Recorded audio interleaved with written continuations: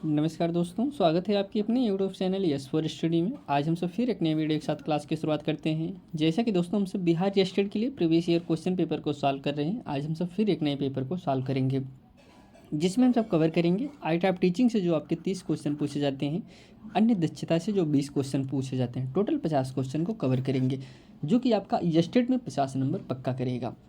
सबसे पहले अगर हम सब बात करें तो दोस्तों स्टेट में जो सबसे महत्वपूर्ण स्टडी मटेरियल है वो होता है आपका previous year question paper. Previous year इसलिए सबसे ज़्यादा महत्वपूर्ण होता है दोस्तों, इसमें जो क्वेश्चन पूछे जाते हैं ज़्यादा से ज़्यादा रिपीटेड क्वेश्चन पूछे जाते हैं आर्ट ऑफ टीचिंग में। अब रिपीटेड का मतलब ये नहीं कि आप क्वेश्चन को रट लें, क्वेश्चन को रटना नहीं है, क्वेश्चन की बल्कि लैंग्वेज को आपको समझना है। आर्ट ऑफ टीचिंग से जो क्वेश्चन पूछे जाते हैं अगर आप उसकी लैंग्वेज को समझ गए तो आप 30 में 30 सही कर सकते हैं। इसलिए आपको क्वेश्चन को रटना नहीं, लैंग्वेज को समझिए कैसे घुमा फिरा के क्वेश्चन पूछे जाते हैं। इसमें आपके पास 4 ऑप्शन दिए रहते हैं, आपको लगेगा 4 के चारों सही हो सकते हैं और सही भी रहते हैं, चारों ऑप्शन सही रहते हैं। लेकिन वहाँ पे आपको समझना पड़ेगा चारों ऑप्शन में जो ऑप्शन सबसे ज़्यादा सही रहता है वही आपका राइट आंसर रहता है। अन्य दक्षता की बात करें तो अदर स्किल में आपके टोटल 20 क्वेश्चन पूछे जाते हैं। 5 क्वेश्चन आपके आते हैं मैथ से, रीजनिंग से 5 क्वेश्चन पूछे जाते हैं, जीएस से भी आपके 5 क्वेश्चन आते हैं और ईवीएस पर्यावरण से भी 5 क्वेश्चन पूछे जाते हैं। टोटल 20 क्वेश्चन यहाँ पूछे जाते हैं। आज की क्लास में यही हम सब 50 क्वेश्चन को कवर करेंगे। अगर आप इस चैनल पर नहीं तो चैनल को सब्सक्राइब जरूर करिए दोस्तों, और कमेंट भी करिए कि आपको क्लास कैसी लगी। आपको डेली 6 बजे दोस्तों क्लासें मिलती हैं, जो कि Bihar state previous year question paper की क्लासें रहती हैं। आइए चलिए हम सब आगे बढ़ते हैं और क्लास की शुरुआत करते हैं। और हाँ, अगर हमसे पीडीएफ की बात करें तो पीडीएफ का लिंक भी आपको डिस्क्रिप्शन में मिल जाएगा, जहाँ से आप क्लिक करके पीडीएफ को डाउनलोड कर सकते हैं। आइए चलिए क्लास की शुरुआत करते हैं। तो पहला क्वेश्चन है, कह रहे शिक्षण है। शिक्षण क्या है दोस्तों? देखिए, इसमें जितने भी क्वेश्चन आए आपको क्वेश्चन का जवाब बच्चे को केंद्र में रख के देना है। ऐसा नहीं कि क्वेश्चन का जवाब आप अपने खुद से अपने आप को केंद्र में रखें, नहीं, आप जो है बच्चों के हिसाब से देखिए बच्चों के फेवर में कौन सा जवाब है। शिक्षण है क्या है दोस्तों? शिक्षार्थी की आवश्यकता पर ध्यान देना है, या फिर परिणाम शिक्षार्थी के सुपुर्द करना है, जीवंत पुस्तकालय तैयार करना है, लास्ट ऑप्शन है प्रमाण के बिना शिक्षार्थी को विश्वास दिलाना है। दोस्तों शिक्षण क्या है? ऑप्शन ए आपका सही होगा। बाकी सभी ऑप्शन आपके परिणाम की बात कर रहा है, जीवंत पुस्तक यह भी आपका करें, बिना प्रमाण के बिना शिक्षार्थी को विश्वास दिलाना, यह भी तो गलत हो जाएगा। ऑप्शन फर्स्ट सही है, शिक्षार्थी की आवश्यकता पर ध्यान देना है, तो option first is correct answer. यहाँ पे कह रहे हैं कि शिक्षण का आश्रित चर है। शिक्षण का आश्रित चर कौन होते हैं? चर की बात करें तो 3 चर होते हैं। एक होता है, देखिए, स्वतंत्र चर, पहला होता है स्वतंत्र चर, सेकंड होता है आश्रित चर, थर्ड होता है मध्यस्थ चर। इसके बारे में हम आपको बताते हैं, फिर इन तीनों को अगर आपने समझ गए इसका जवाब तुरंत बता देंगे। देखिए, जो स्वतंत्र चर होता है जिसमें जो चीज़ स्वतंत्र हो, नाम से स्पष्ट हो रहा है स्वतंत्र चर, इसमें जो है जो भी रहेगा स्वतंत्र रहेगा। तो स्वतंत्र शिक्षण में स्वतंत्र कौन रहता है? बच्चा रहता है या फिर शिक्षक रहता है? तो आप कहेंगे शिक्षक। शिक्षक स्वतंत्र रहता है, बच्चे को कैसे सिखाना है कैसे नहीं सिखाना है वह स्वतंत्र है, अपने हिसाब से बच्चों को सिखा सकता है। इसलिए शिक्षक की श्रेणी में आता है स्वतंत्र चर। आश्रित चर, बच्चा दोस्तों किस पे आश्रित रहता है? और शिक्षक भी आश्रित रहता है, इसलिए बच्चा क्या होता है दोस्तों? वो आपका आश्रित चर होता है। मध्यस्थ चर, जो जैसे पुस्तकालय हो गए, किताब हो गए, जो स्टडी इंस्ट्रूमेंट हम इस्तेमाल करते हैं, वह आपके मध्यस्थ चर में आते हैं। आश्रित चर पूछ रहे हैं, इसमें क्या होना है? शिक्षार्थी है, शिक्षक है, प्रधानाध्यापक है, अभिभावक है, तो आप कहेंगे जो शिक्षार्थी हैं वही आपके आश्रित चर है, तो option first is correct answer. गति संवेदी शिक्षण है, किसकी बात करें? गति संवेदी शिक्षण है। ऑप्शन है फर्स्ट है तार्किक अधिगम, सेकंड ऑप्शन है शारीरिक अधिगम, थर्ड ऑप्शन है श्रवण अधिगम, लास्ट ऑप्शन है संगीतात्मक अधिगम। गति संवेदी शिक्षण है, कैसा शिक्षण है दोस्तों? ऑप्शन इसमें जो सही हो जाएगा शारीरिक, इसमें गति की बात करें वह किस में होगा? शारीरिक अधिगम से संबंधित है। गति संवेदी शिक्षण का संबंध किससे है? शारीरिक अधिगम से। Option second is correct answer.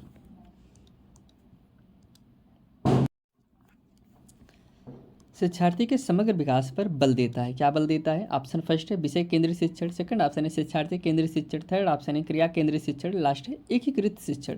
किसकी बात करें? शिक्षार्थी के समग्र विकास पर कौन सी प्रक्रिया बल देता है, जिसमें बच्चे के सभी पहलुओं पर ध्यान दिया जाता है? तो ऑप्शन इसमें जो सही हो जाएगा, विषय केंद्रित तो होगा नहीं, क्रिया केंद्रित, एकीकृत नहीं, शिक्षार्थी केंद्रित। जब बच्चे को जब शिक्षार्थी केंद्रित शिक्षण होगा तो वही बच्चे के लिए समग्र विकास पर बल देगा, वही बच्चे के लिए पॉजिटिव पॉइंट भी है। जो शिक्षा आपको अब हमने शुरू में बताया कि इसमें जो क्वेश्चन का जवाब देना है बच्चों को सेंटर में रखना है, बच्चों को सेंटर में रख के इसके जवाब देंगे तो आपका आंसर सही होगा। इसमें जो सर्वे सर्वा होता है वह बच्चा होता है। आप ऐसे समझिए कि आप हर चीज़ गलत हो सकता है, पढ़ाने का तरीका गलत हो सकता है, आपका इंस्ट्रूमेंट एक गलत हो सकते हैं, कक्षाएँ गलत हो सकती हैं, लेकिन एक चीज़ कभी नहीं गलत होता, वह कौन सा है क्या है दोस्तों? बालक हर समय सही रहता है, इसको आपको समझना है। समग्र विकास पर कब बल देगा? जब शिक्षार्थी केंद्रित शिक्षण होगा। तो ऑप्शन 20 करेक्ट आंसर। ब्लूम वर्गीकरण के नए संस्करण में संश्लेषण प्रतिस्थापना की गई है। ऑप्शन है सम्मिश्रण से, निर्माण से, सुसंगत से, मिश्रित करने से। देखिए यह स्टेट में कुछ ऐसे पॉइंट है दोस्तों जो आपके एग्जाम में 100% पूछे जाएंगे। जैसे ब्लूम है, ब्लूम से संबंधित आपके एग्जाम में क्वेश्चन पूछे जाएंगे, ये चीज़ आप जानते रहिए। नए संस्करण में संश्लेषण की स्थापना की गई है, इसमें जो करेक्ट आंसर हो जाएगा ऑप्शन बी सही है, निर्माण से। क्या सही है दोस्तों? निर्माण की अवधारणा को अधिक व्यापक और विस्तृत माना जाता है। यह केवल जानकारी को एक साथ रखने के बारे में नहीं बल्कि नए डिजाइन को बनाने के बारे में भी है। क्या दोस्तों? निर्माण। आइए हम सब अगले क्वेश्चन बढ़ते हैं। कह रहे हैं बेहतर अधिगम सुनकर होता है, दृष्टिकोण क्या है? विचार विमर्श विधि का, व्याख्यान विधि का, प्रदर्शन विधि का, या फिर संगोष्ठी विधि का? देखिए इसमें सुनकर बात करें, सुनकर आपका व्याख्यान से संबंधित होगा, व्याख्यान विधि के द्वारा, विचार विमर्श के द्वारा जब बच्चे आपस में एक दूसरे से विचार विमर्श करते हैं तब सीखते हैं, प्रदर्शन विधि जब कोई चीज़ करके सीखते हैं, संगोष्ठी विधि का मतलब होता है जिससे कोई आयोजन करके उसमें अपने विचारों को विमर्श करें, तो आपका होता है संगोष्ठी विधि में। तो इसमें किसकी बात करें? बेहतर अधिगम सुनकर होता है तो यह व्याख्यान विधि में होता है। तो ऑप्शन इसमें 20 करेक्ट आंसर। निगमन विधि का दृष्टिकोण है दोस्तों क्या है? शिक्षक से शिक्षार्थी की ओर, शिक्षार्थी से शिक्षक की ओर, सामान्य से विशिष्ट की ओर, विशिष्ट से सामान्य की ओर। निगमन विधि और आगमन विधि दोनों के बारे में थोड़ा सा आपको हम अंतर बता देते हैं, इसको समझ लीजिए ताकि एग्जाम में आपको हेल्प मिले। आगमन विधि होता है सबसे पहले हम आप बच्चों को उदाहरण बताएं, उदाहरण से हम फिर नियम की तरफ जाएं, ये आपका आगमन विधि होता है। निगमन विधि होता है कि बच्चों को हम पहले नियम बताएं, नियम से फिर हम उसे उदाहरण की तरफ ले जाएं, ये आपका निगमन विधि होता है। सामान्य से विशिष्ट की ओर ये क्या होता है आपका? सामान्य विधि हमने बताया, पहले उदाहरण बता रहे हैं फिर नियम की तरफ से जा रहे हैं, ये सामान्य से विशिष्ट की ओर हो जाएगा। यह कौन सी विधि है? आगमन विधि है। निगमन विधि सबसे पहले हम नियम ही बता दे रहे हैं बच्चों को, फिर उदाहरण ले जा रहे हैं। आपका विशिष्ट विधि, हम विशिष्ट से सामान्य की तरफ जाते हैं, ये जो कि है निगमन विधि नेगेटिव पॉइंट है, आगमन विधि पॉजिटिव पॉइंट है, इसको आप जानते रहिए। तो ऑप्शन इसमें डी इज करेक्ट आंसर। कह रहे हैं कि आगमन विधि शिक्षार्थी को प्रदान करता है, क्या प्रदान करता है? प्रासंगिक सामग्री, अनुदेश, व्याख्यान, प्रदर्शन। इसमें जो राइट आंसर हो जाएगा first option is correct answer. इसमें क्या ऑप्शन होगा? प्रासंगिक सामग्री आगमन विधि शिक्षार्थी को प्रदान करता है, क्या? Option first is correct answer. कह रहे पाठ्य योजना के जनक हैं, पाठ्य योजना के जनक कौन है? ऑप्शन आपके पास जो है जिलेर है, हार्वर्ड है, कार्ल स्टो है, या फिर डेवी है। इसमें जो राइट आंसर हो जाएगा हर्बर्ट। पाठ्य योजना के जर्मन वैज्ञानिक थे फ्रेडरिक हर्बर्ट हैं, इन्होंने पाठ्य योजना के पंचपदी प्रणाली का प्रतिपादन किया था। क्या दोस्तों? पंचपदी प्रणाली का प्रतिपादन किसने किया था? आपके हार्वर्ड ने किया था। तो आइए हम सब अगले क्वेश्चन पर चलते हैं।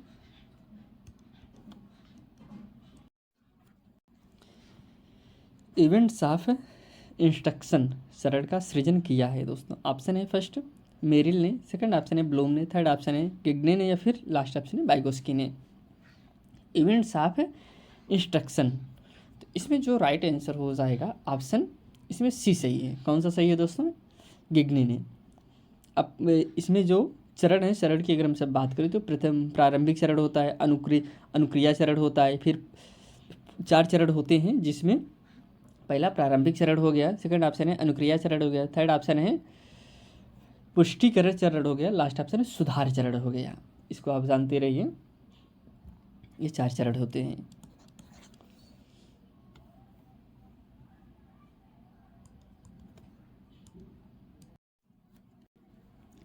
सूक्ष्म शिक्षण में कौन से चरण शामिल हैं? ऑप्शन है ज्ञान प्राप्ति की स्थिति, सेकंड ऑप्शन है कौशल अधिग्रहण की स्थिति, थर्ड ऑप्शन है अंतरण स्थिति, लास्ट ऑप्शन है उपरोक्त सभी सूक्ष्म शिक्षण में शामिल है।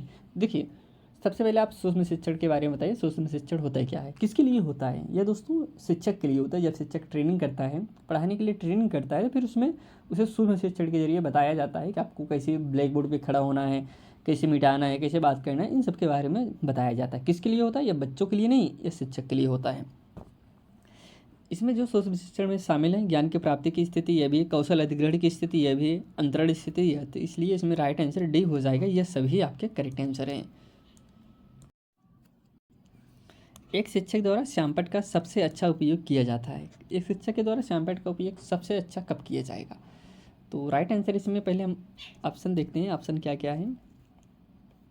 छात्रों को चौकस बनाने के लिए, महत्वपूर्ण है उल्लेखनीय बिंदुओं का लिखने के लिए, ए और बी दोनों, या फिर इनमें से कोई नहीं। देखिए छात्रों को चौकस बनाने के लिए कह रहे हैं, तो नहीं, चौकस बनाने के लिए सिर्फ नहीं उपयोग किया जाता, तो इसमें महत्वपूर्ण उल्लेखनीय बिंदुओं को लिखने के लिए, जो ऐसा नहीं आप जितने जो शब्द बोले हर शब्द आप श्यामपट्ट पे लिख सकते हैं, हर चीज़ श्यामपट्ट पे नहीं लिख सकते, लेकिन कुछ चीज़ें जो महत्वपूर्ण हैं, यहाँ पे देखिए लिखा गया है ना, महत्वपूर्ण चीज़ें आप श्यामपट्ट पे लिख सकते हैं। महत्वपूर्ण चित्र बनाना हो गया, कोई पॉइंट समझाना हो गया, उसे आप श्यामपट्ट पे लिख के बच्चों को समझा सकते हैं। इसलिए इसमें option B is correct answer.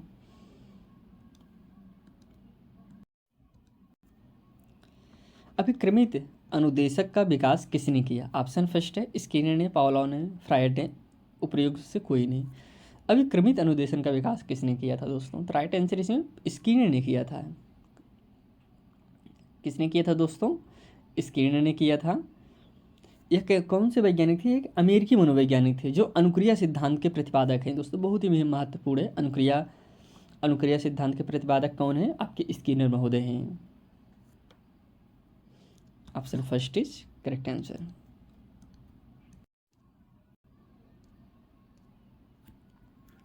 प्रगतिशील कक्षा पारिस्थितिकी तंत्र में बच्चों को देखा जाता है। कैसा देखा जाता है? निष्क्रिय अनुकरण करता, सेकंड है सक्रिय अनुकरण करता, सक्रिय अन्वेषक, या फिर उपयुक्त कोई नहीं। किसकी बात करें? प्रगतिशील कक्षा में देखिए जो चीज़ें नहीं हो सकती पहले आप उसे काट दीजिए। जैसे निष्क्रिय तो होगा नहीं, चलिए ठीक है इसे हटा दीजिए। सक्रिय अनुकरण करता है, ये तो सही है, सक्रिय रहता है बच्चा। लेकिन अगर हम थर्ड ऑप्शन की तरफ जाते हैं तो सक्रिय अन्वेषक के रूप में। देखिए अनुकरण करता और अन्वेषक में अंतर होता है। अन्वेषक के बारे में बताते हैं, आप तुरंत समझ जाएंगे क्यों अन्वेषक होगा। ऑप्शन सी क्यों आपकी इसमें सही होगा। अन्वेषक होता है जब बच्चा खोजबीन करके सीखता है, खोजी बनता है। तो खोज, अगर बच्चा खोजी बन के कोई चीज़ सीख रहा है तो बच्चा जाहिर सी बात है ना फास्ट टू फाइंड रहेगा। इसलिए इसमें ऑप्शन सक्रिय अन्वेषक, प्रगतिशील कक्षा में परिस्थितिकी तंत्र में बच्चा को देखा जाता है। कैसा? सक्रिय अन्वेषक के रूप में जाना जाता है। अगर अन्वेषक आपके किसी भी ऑप्शन में है और पॉजिटिव क्वेश्चन है, ऐसा इसमें नहीं पूछा होता तो फिर गलत आंसर हो जाता। इसमें पॉजिटिव आंसर है और अन्वेषक है, तो जाहिर सी बात है वही आपका राइट आंसर होगा। करें शिक्षार्थी केंद्रित शिक्षा का प्रमुख सिद्धांत है। क्या है? करके सीखना, नकल करके सीखना, लिख के सीखना, इनमें से कोई नहीं। देखिए शिक्षार्थी केंद्रित बात करें, शिक्षार्थी केंद्रित क्या होता है? यह पॉजिटिव होता है। और शिक्षक केंद्रित क्या होता है? निगेटिव होता है। इसको जानते रहिए। इसमें शिक्षार्थी केंद्रित मतलब क्या है? जब करके सीख, नकल तो गलत हो जाएगा, लिख कर सीखना भी गलत हो जाएगा, लेकिन करके सीखना, जब बच्चा खुद करके सीखेगा तभी वह अच्छे से सीखेगा। तो ऑप्शन इसमें फर्स्ट इज करेक्ट आंसर।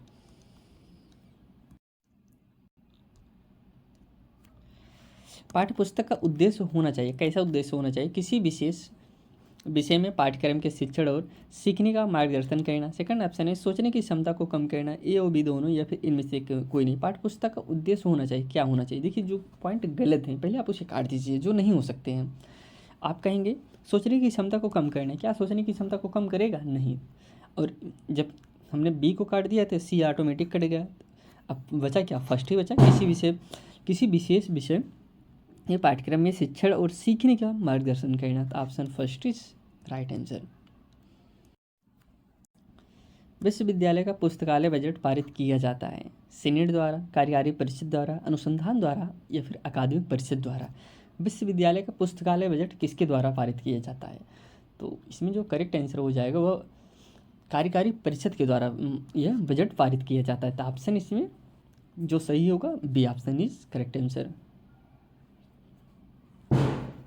इसमें अगर हम सब बात करें तो जो आपके उपकुलपति होते हैं, सचिव होते हैं, अन्य वरिष्ठ अधिकारी इसमें शामिल होते हैं कार्यकारी परिषद में। अगर आप एक टीचर हैं तो आपके अंदर कैसा आपको कैसा होना चाहिए, इसके बारे में आप बताइए। एक अच्छा शिक्षक होना चाहिए, कैसा होना चाहिए? कह रहे हैं साधन संपन्न और निरंकुश। देखिए कुछ ऑप्शन जो गलत हैं पहले उसे हम हटाते चलें। निरंकुश होना चाहिए, आप कहेंगे नहीं। साधन संपन्न और सहभागिता, अभी तो सही लग रहा है, लेकिन ऑप्शन हम और भी देखेंगे। साधन संपन्न और प्रमुख वाला प्रभावशाली। साधन सम्यक और प्रमुख वाला प्रभावशाली नहीं दोस्तों, इसमें सहभागिता की बात करें, प्रभावशाली नहीं। ऑप्शन बी इसमें सही है, साधन संपन्न और सहभागिता। एक शिक्षक ये हो, सहभागिता हो। ऐसा नहीं कि बच्चों के लेकर या फिर निष्पक्ष न रहे, किसी बच्चे को बहुत ज़्यादा फेवर दीजिए आप, ऐसा नहीं करना है। आपको सबको एक समान देना है, व्यवहार करना है, और बच्चों को सिर्फ पाठ देना है। ऐसा नहीं बच्चों को आप कुछ चीज़ सिखाने लगें या फिर पूरा ही लिख के आप बता दें, ऐसा नहीं। सिर्फ बच्चों को पाठ देना है कि जो चीज़ बच्चा ना जान पाए उसे आप सिर्फ सिखाने का प्रयास करिए। इसलिए option B is correct answer है। करें छात्र आमतौर पर एक शिक्षक की प्रशंसा करते हैं जो अपने छात्रों को डराता है। देखिए जो डराएंगे तो उनसे बच्चे तो और भी ज़्यादा डरने लगेंगे, और वो प्रशंसा कैसे करेंगे, नहीं करेंगे। सभी छात्र से मित्रवत हों, या फिर इनमें से दोनों तो होगा नहीं, इसमें तो एक ही सही होगा। तो राइट आंसर एक ही बचा, तो इसमें सभी छात्र से मित्रवत की तरह व्यवहार करें, वही छात्र जो हैं शिक्षक की प्रशंसा करते हैं। तो ऑप्शन इसमें जो सही हो जाएगा बी। शिक्षण एक पारस्परिक गतिविधि है। ऑप्शन फर्स्ट है शिक्षक और अभिभावक के बीच में। सेकंड ऑप्शन है शिक्षक और छात्र के बीच में। थर्ड ऑप्शन है छात्र और विषय वस्तु के बीच में। लास्ट ऑप्शन है इनमें से कोई नहीं। इसमें राइट आंसर हो जाएगा शिक्षण एक पारस्परिक गतिविधि है, वह शिक्षक और छात्र के बीच में। दोस्तों अभिभावक का क्या काम है? अभिभावक का होगा नहीं। छात्र और विषय वस्तु भी नहीं है, शिक्षक और छात्र के बीच में। Option B is right answer. कह रहे हैं वर्तमान परीक्षा प्रणाली में किस क्षेत्र के उद्देश्यों का मुख्य रूप से मूल्यांकन किया जाता है? ऑप्शन है भावात्मक, सेकंड ऑप्शन है संज्ञानात्मक, थर्ड ऑप्शन है मनोगत्यात्मक, लास्ट ऑप्शन है इनमें से कोई नहीं। इनमें जो राइट आंसर हो जाएगा आपका ऑप्शन बी सही है, संज्ञानात्मक क्षेत्र। B is right answer. मात्रात्मक निर्णय की प्रक्रिया है, खाली जगह है, बीच में क्या भरा जाएगा? मूल्यांकन भरा जाएगा, मापन भरा जाएगा, आकलन भरा जाएगा, या सभी? मात्रात्मक निर्णय की प्रक्रिया क्या है? इसमें जो राइट आंसर हो जाएगा बी दोस्तों, मापन। मात्रात्मक निर्णय की प्रक्रिया क्या है? मापन है दोस्तों। Option B is right answer. कह रहे हैं किस प्रकार के मूल्यांकन का उपयोग कक्षा में रैंकिंग के लिए किया जाता है? किसके लिए दोस्तों? रैंकिंग के लिए किया जाता है। कैसे मूल्यांकन का? ऑप्शन फर्स्ट है मापदंड संदर्भित मूल्यांकन, सेकंड ऑप्शन है बाहरी परीक्षा, थर्ड ऑप्शन है मानक संदर्भित मूल्यांकन, लास्ट ऑप्शन है निर्माणात्मक परीक्षा। तो इसमें जो करेक्ट आंसर हो जाएगा ऑप्शन सी, मानक संदर्भित मूल्यांकन। दोस्तों किस प्रकार का मूल्यांकन का उपयोग कक्षा में रैंकिंग के लिए किया जाता है? तो ऑप्शन सी सही है, मानक संदर्भित मूल्यांकन का। नेक्स्ट क्वेश्चन, निम्नलिखित में से कौन पाठचर्या विकास का भाग नहीं है? जो नहीं है वही आपका आंसर राइट होगा, जो गलत है। ऑप्शन है उद्देश्य का चयन, सेकंड ऑप्शन है शिक्षक का चयन, विषय का चयन, या फिर गतिविधि का चयन। देखिए पाठचर्या विकास का भाग नहीं है, इसमें कौन सा ऑप्शन गलत होगा आपका? कह रहे हैं उद्देश्य का चयन। उद्देश्य का चयन तो होना चाहिए, शिक्षकों का चयन, विषय का चयन, विषय गतिविधि का चयन तो मोस्ट इंपॉर्टेंट है, तो करना ही चाहिए। तो राइट आंसर इसमें शिक्षकों का चयन। पाठचर्या विकास का भाग, किसकी बात करें? पाठचर्या विकास का भाग है, नहीं है। तो जो गलत है वही आपका राइट आंसर हो जाए। इसमें बी ऑप्शन, शिक्षकों का चयन। Option B is correct answer. कुछ लोग सोच रहे होंगे इसमें जो, एक मिनट, हाँ, इसमें जो हमने शिक्षक को क्यों लिया? देखिए इसमें हमको पाठचर्या विकास का भाग नहीं, हमको पाठचर्या चुनने के लिए क्या क्या चाहिए? हमको पाठचर्या अपना उद्देश्य हम करते हैं, चलो हमको डॉक्टर बनना है, ठीक है, हमने अपना उद्देश्य बना लिया। विषय का चयन करते हैं, हमको इसमें डॉक्टर बनने के लिए हमको बायोलॉजी पढ़ना पड़ेगा, ठीक है, हमने विषय बना लिया। गतिविधि को बना लिया, हमको किस तरीके से पढ़ना है, कैसे पढ़ना है, ये बना लिया। इसमें शिक्षक का चयन इससे संबंधित नहीं है। पाठचर्या में शिक्षक नहीं आता। पाठचर्या में अगर हम अपनी पाठचर्या डिसाइड कर रहे हैं, अभी हम तो अपना एम्स बना रहे हैं, एम बना रहे हैं ना कि हमको करना क्या है। अभी हमको कैसे पता होगा शिक्षक का कैसे क्या होगा, ये चीज़ नहीं है, तो इसलिए पाठचर्या में शिक्षक नहीं आता है।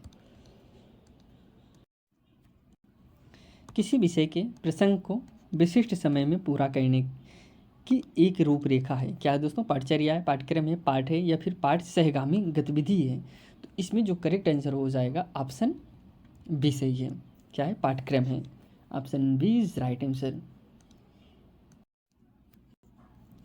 निम्नांकित में से शिक्षा का कौन औपचारिक अधिकरण मनुष्य के जीवन में प्रबल है?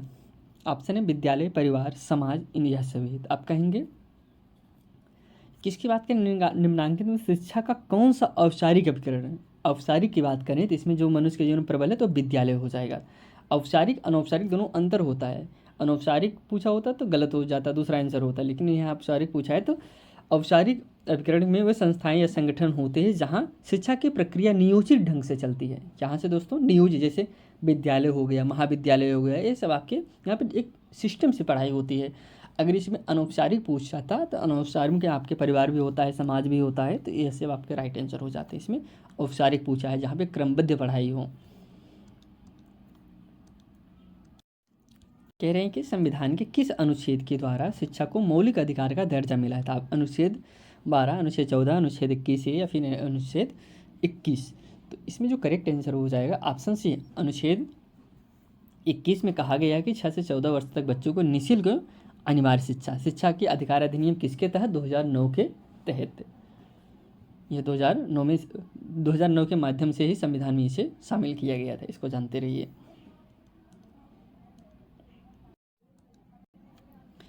बच्चों के अधिगम के लिए सबसे आवश्यक कारक है। क्या है दोस्तों? शिक्षक का शिक्षण। सेकंड ऑप्शन है वर्ग कक्षा का वातावरण। थर्ड ऑप्शन है बच्चों की तत्परता या फिर यह सभी। तो राइट आंसर इसमें जो हो जाएगा सी, बच्चों की तत्परता। Option C is correct answer. दूर सम्मेलन है। ऑप्शन फर्स्ट है दो तरफ प्रसारण प्रणाली। सेकंड ऑप्शन है एक तरफ प्रसारण प्रणाली। थर्ड ऑप्शन है उपरोक्त दोनों या फिर इनमें से कोई नहीं। इसमें जो करेक्ट आंसर हो जाएगा दूर सम्मेलन है। तो राइट आंसर ए होगा दो तरफ प्रसारण प्रणाली। ऑप्शन दूर सम्मेलन। जैसे दूर सम्मेलन के एक उदाहरण आपको बताते हैं, जैसे फ़ोन, टेलीफोन, वीडियो कॉलिंग, ये सब आपके दूर सम्मेलन प्रणाली के अंतर्गत आते हैं। तो इसमें क्या होता है? क्या एक तरफ प्रणाली होता नहीं, एक तरफ एक आदमी बैठा रहता है, एक तरफ एक आदमी बैठा रहता है, वो बात करते हैं। तो यह दोस्तों दो तरफ प्रसारण प्रणाली होते हैं, दूर सम्मेलन। ऑप्शन इसमें फर्स्ट इज करेक्ट आंसर। शिक्षक के लिए श्यामपट्ट पर लिखने का सही तरीका क्या है? देखिए, आपको एक क्वेश्चन आपको हम पूछते हैं, उसका जवाब आप कमेंट करिए, कमेंट करके बताइए कि क्या होगा। श्यामपट्ट को ब्लैक बोर्ड पर कितनी डिग्री में खड़े होना चाहिए?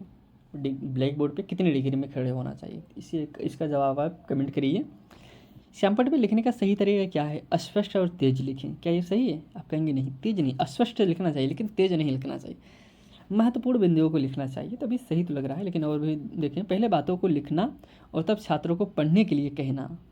प्रश्न का उत्तर लिखिए। देखिए, सबसे जो सही है ऑप्शन सी है, पहले हम बातों को लिखना, पहले जो हमारे इंपॉर्टेंट पॉइंट है उसे हम लिख दें, फिर छात्रों को पढ़ने के लिए कहें कि हाँ पढ़िए बच्चे, देखिए क्या लिखा गया है। ऑप्शन इसमें जो सबसे सही है ऑप्शन सी सही है।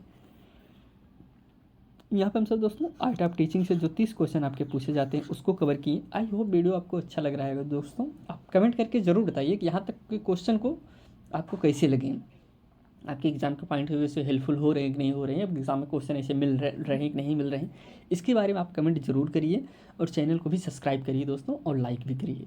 तो आइए हम सब आगे बढ़ते हैं। यहाँ से अदर स्किल से जो क्वेश्चन शुरू होते हैं उसको कवर करते हैं, जिसमें हम सब 20 क्वेश्चन को कवर करेंगे। करिए, महात्मा गांधी ने 1918 में गुजरात में खेड़ा सत्याग्रह की शुरुआत की थी। मिल मालिक, जमींदार, किसान, कुल विद्रोह। इसमें जो राइट आंसर हो जाएगा सी, किसान। सत्याग्रह की शुरुआत किसने किया था? किसानों ने किया था। ऑप्शन इसमें जो हो जाएगा option C is correct answer. सन भी आप जानते रहिए 1918 में। कब दोस्तों? 1918 में।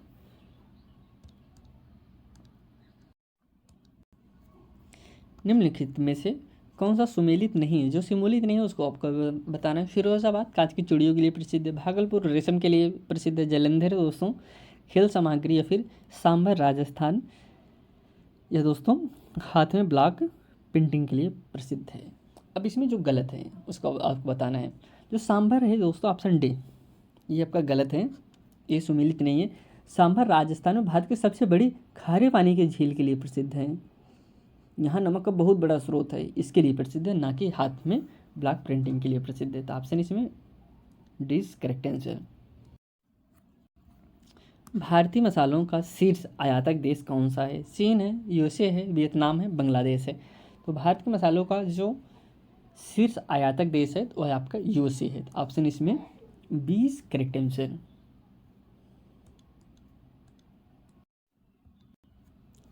बिहार प्रांतीय किसान सभा का गठन किसने किया था? ऑप्शन है, फर्स्ट ऑप्शन है स्वामी सहजानंद सरस्वती, सेकंड ऑप्शन है राम सुंदर सिंह, या फिर थर्ड ऑप्शन है गंगा शरण सिन्हा, या फिर लास्ट ऑप्शन है रामानंद मिश्रा।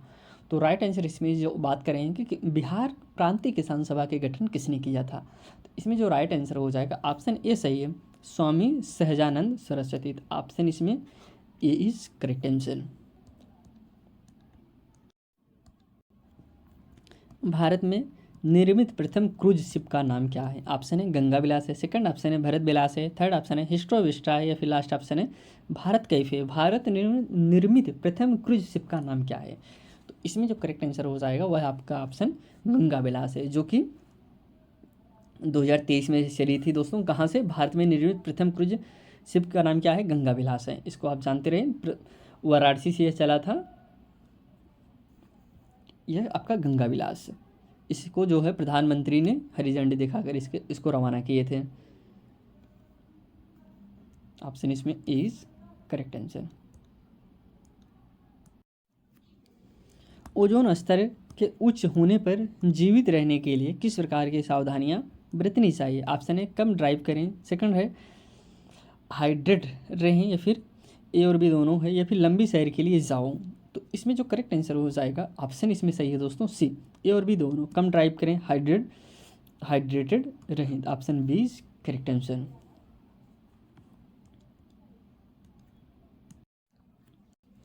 निम्नलिखित में से किस योजना का उपयोग अपशिष्ट प्रबंधन योजना के रूप में किया जाता है? ऑप्शन है पुनः उपयोग की योजना, सेकंड ऑप्शन है एकीकृत योजना, थर्ड ऑप्शन है रिसाइकलिंग के लिए योजना, लास्ट ऑप्शन है कम करने की योजना। इसमें जो करेक्ट आंसर हो जाएगा ऑप्शन इसमें जो सही है बी दोस्तों, एकीकृत योजना प्रबंधन योजना के रूप में किया जाता है, तो वह एकीकृत योजना को किया जाता है। तो ऑप्शन इसमें जो सही हो जाएगा बी इज करेक्ट आंसर। वन आवरण को बढ़ाने के लिए व्यापक रूप से वृक्षारोपण किया जाना चाहिए। वनीकरण, वनों की कटाई, वनोन्मूलन, या फिर सामाजिक वानिकी। तो इसमें जो करेक्ट आंसर हो जाएगा, करें कि वनीकरण। इसे हम क्या कहेंगे? वन आवरण को बढ़ाने के लिए व्यापक रूप से वृक्षारोपण किया जाना चाहिए। क्या है? वनीकरण है। तो ऑप्शन इसमें फर्स्ट इज करेक्ट आंसर।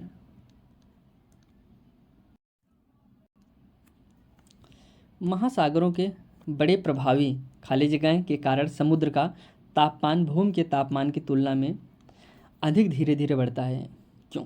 ताप की गुंजाइश, सेकंड ऑप्शन है गर्मी संतुलन, थर्ड ऑप्शन है गर्मी हस्तांतरण, फोर्थ ऑप्शन है हीट एक्सचेंजर।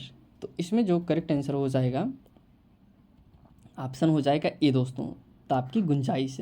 महासागरों में ये तापमान के अधिक धीरे धीरे बढ़ता है, तो यह ताप की गुंजाइश था, ऑप्शन फर्स्ट। इसमें क्या जरा, महासागरों में बड़े प्रभावी ताप की गुंजाइश के कारण समुद्र का तापमान भूमि के तापमान की तुलना में धीरे धीरे बढ़ता है। तो ऑप्शन इसमें ए इज करेक्ट आंसर। गुलाबी सिर वाली बतख किस श्रेणी में आती है? ऑप्शन है विलुप्त प्रजातियां, सेकंड ऑप्शन है स्थानिक प्रजातियां, थर्ड ऑप्शन है दुर्लभ प्रजातियां, फिर कमजोर प्रजातियां। गुलाबी सिर वाली बतख किस श्रेणी में आती हैं? तो ऑप्शन इसमें हो जाएगा यह आपके विलुप्त प्रजातियां, यह आपके विलुप्त प्रजातियां में आती हैं। Option A is correct answer. ये दोस्तों अगर हमसे बात करें तो इसे 1963 में ही विलुप्त प्राणियों की श्रृंखला में डाल दिया गया था। किसे? गुलाबी सिर वाली बतख को। तो ऑप्शन इसमें जो फर्स्ट इज करेक्ट आंसर। इसे डालता कौन है? कौन है जो इसे बताता है कि इसे जो है विलुप्त प्राणियों के अंदर रखना चाहिए? तो आप कहेंगे IUCN, यानी एक अंतर्राष्ट्रीय संस्था है जो सर्वे कराती है कि इसकी स्थिति क्या है, फिर उसी हिसाब से इसे विलुप्त या फिर स्थानिक, दुर्लभ, कमज़ोर इन श्रेणी में बांटता है। तो ऑप्शन इसमें फर्स्ट इज करेक्ट आंसर। कह रहे हैं परिवार के 7 सदस्यों की औसत आयु 75 वर्ष है, लेकिन उनमें से 6 की औसत आयु 74 वर्ष है, 74 वर्ष माँ है तथा 7 की उम्र क्या है, वो 7 की उम्र क्या है परिवार का सदस्य है। देखिए अब क्वेश्चन जो भी पूछ रहा है उसको हम आपको बताते हैं। इसमें कह रहा है कि जो 7 सदस्यों की औसत आयु 75 है, 6 का औसत आयु 74 है, सातों की उम्र क्या है उसको आपको बताना है। सबसे पहले हम क्या करेंगे, सातों सदस्य की आयु निकाल लेते हैं। औसत आयु कितना है 75 है, तो हम कहेंगे सातों की आयु निकाल लेते हैं, 7 गुणे 75 इसे कर देंगे। तो 535 के 5 हो गया, 5 हो गया, और 7 7 49, 49 एक 50 है तो 52, तो यह आ जाएगा 52। कितना आ गया, 5 से 25 हो गया। जिसमें कह रहे हैं कि 6 सदस्यों की औसत आयु कितना 74 है। कितना 6 के कितना है 74 है, तो हम यहाँ पे 6 भी कर लेते हैं। चलिए 74 कर ले रहे हैं। अब हम 6 के 24 के 4 हो गया, 7 6 42 हो गया, 42 2 44 हो गया, तो आप कहेंगे यह 44 हो गया, करेक्ट। अब अगर हम इसे 7वें सदस्य की आयु पूछा है तो इसे हम देखिए 7 सदस्य की आयु कितना है 5 से 25 है, 6 सदस्य की आयु कितना है 4 से 44 है, तो एक सदस्य को हमको 7वें का बताना है, तो 7वें का माइनस कर लीजिए, 1 हो गया, और यहाँ 12 हो गया, 12 में से 4 गए 8, 8 4 12, तो 81, क्या हो गया 81, 81 है, 81 नहीं है। इसमें देखिए जो आपका करेक्ट आंसर होगा, आपको एक मिनट बताते हैं, ऑप्शन इसमें है नहीं। देखिए दोस्तों क्वेश्चन को हम सब सही लगाएंगे, क्वेश्चन में दिक्कत नहीं है, लेकिन इसमें 81 ऑप्शन नहीं है, तो हम 81 आप ही मानिए, क्योंकि बहुत सारे क्वेश्चन में ऐसा देखा गया था कि ऑप्शन ही नहीं मिल रहा था, तो क्लेम किए थे बच्चों का उनका आंसर और नंबर बढ़ा हुआ था, तो इसको जानते रहिए। इसमें 81 सिंपल से दोस्तों, बहुत ईजी क्वेश्चन है, कुछ करना है नहीं। ऐसा इसमें कुछ करना हो कि क्वेश्चन और कुछ आ जाए, तो फिर ऑप्शन आपका 81 ही राइट आंसर होगा।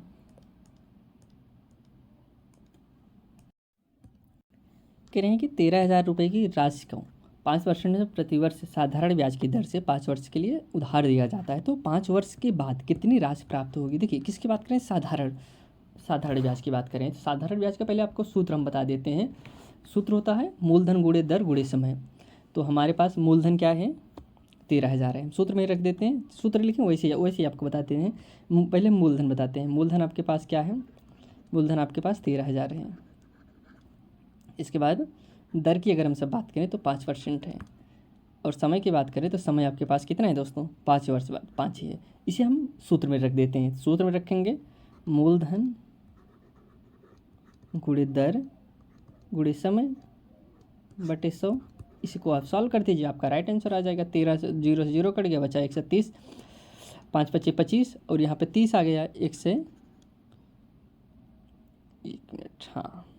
30 गुणे 25 आ गया। इसे आप गुणा कर दीजिए, जो आएगा वही आपका राइट आंसर हो जाएगा। अगर इसे हम 1 मिनट 5 वर्ष मूलधन क्या होगा, 25 0 0, 25 3 75, 25 51 25, 25 5 30, 30 2 32, 32 50, 32 50 ऑप्शन है नहीं, तो फिर इसे हम देखते हैं और इसमें क्या किया गया है। 5 वर्ष के साधारण ब्याज की दर से 5 वर्षों के लिए उधार दिया जाता है, तो 5 वर्ष बाद कितनी राशि होगी। देखिए इसमें टोटल राशि पूछा गया है, 13,000 रुपये की राशि को 5% प्रतिवर्ष की साधारण ब्याज की दर से 5 वर्ष के लिए उधार दिया जाता है। ये जो 32 से 50 हमने निकाला, ये क्या है, ये तो इंटरेस्ट आ गया, ब्याज आ गया 5 वर्ष में।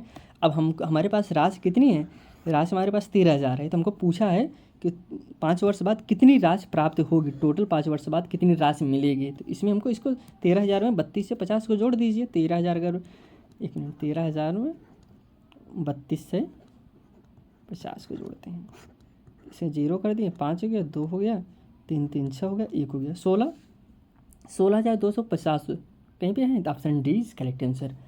तो इसको समझिएगा दोस्तों, इस तरीके से होता है, ऐसा नहीं सिर्फ आप 32 से 50 ही अगर ऑप्शन देखेंगे तो नहीं हो पाएगा। अगर इसमें हमको इंटरेस्ट पूछा होता है कि कितना इसे ब्याज मिलेगा, तो वह 32 से 50 है, लेकिन टोटल राशि की बात करें तो टोटल राशि इसमें 16,250 रुपये होगी, तो ऑप्शन इसमें डी इज करेक्ट आंसर।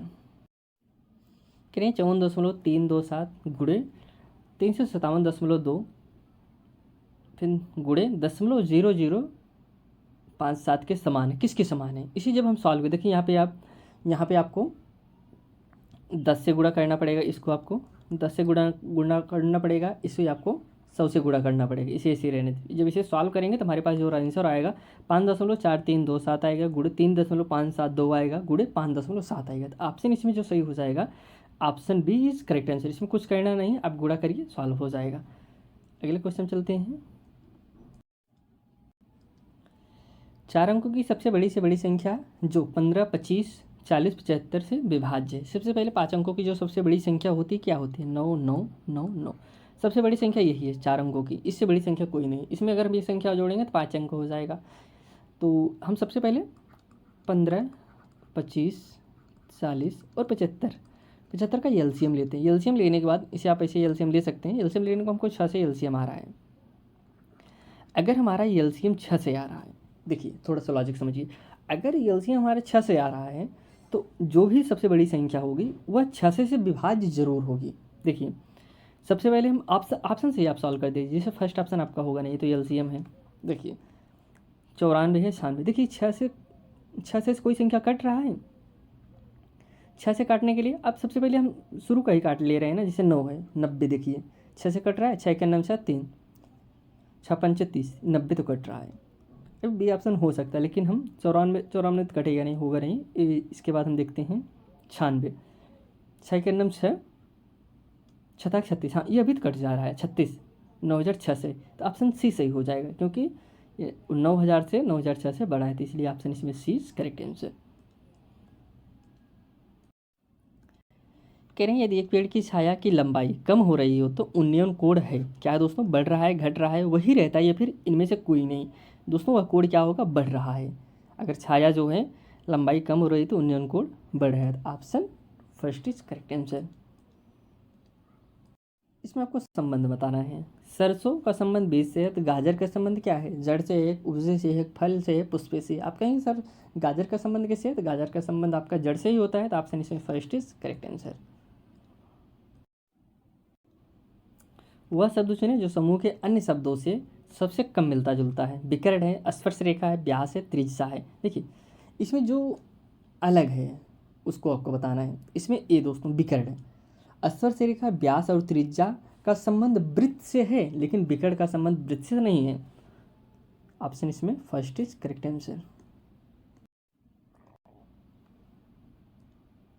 कह रहे हैं यदि REASON को 5 के रूप में कोडित किया जाता है तो BELIEVED को 7 के रूप में माना जाता है, तो गवर्नमेंट को कोड क्या होगा? देखिए 2 2 4 2 6, 6 कोड है, 6 नंबर है, 2 2 4 2 6 7 8, एक एक कम कर रहे हैं ना।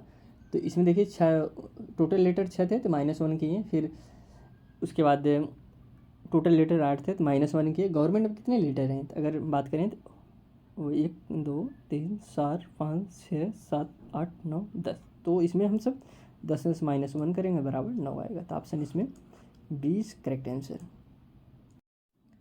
कह रहे हैं एक पुरुष का परिचय कराते हुए एक महिला ने कहा कि वह मेरी माँ की माँ का इकलौता पुत्र है। स्त्री से पुरुष का संबंध आपको बताना है। हम समझते हैं महिला यहाँ पे है, इसकी माँ यहाँ हो गई मान लीजिए, फिर इसकी माँ यहाँ पे हो गई। कह रहे इसका इकलौता पुत्र है, तो वह पुत्र यहाँ पे आगे जाएगा, पुत्र हो गया। तो इसका संबंध पूछ रहा है, तो क्या है? माता है, चाची है, बहन है, भतीजा। तो राइट आंसर इसमें डी हो जाएगा। यहाँ पे आज हम सब दोस्तों 50 क्वेश्चन कवर किए, जो कि सभी प्रीवियस ईयर क्वेश्चन पेपर थे, जिसमें हम सब आर्ट ऑफ टीचिंग से 30 क्वेश्चन को कवर किए, अदर स्किल से 20 क्वेश्चन को कवर किए। अगर आप इस चैनल पर नहीं है तो चैनल को जरूर सब्सक्राइब करिए, अपने दोस्तों के साथ भी जरूर शेयर करिए। हम आपसे एक वीडियो में फिर मिलते हैं नई वीडियो में, तब तक के लिए दोस्तों धन्यवाद।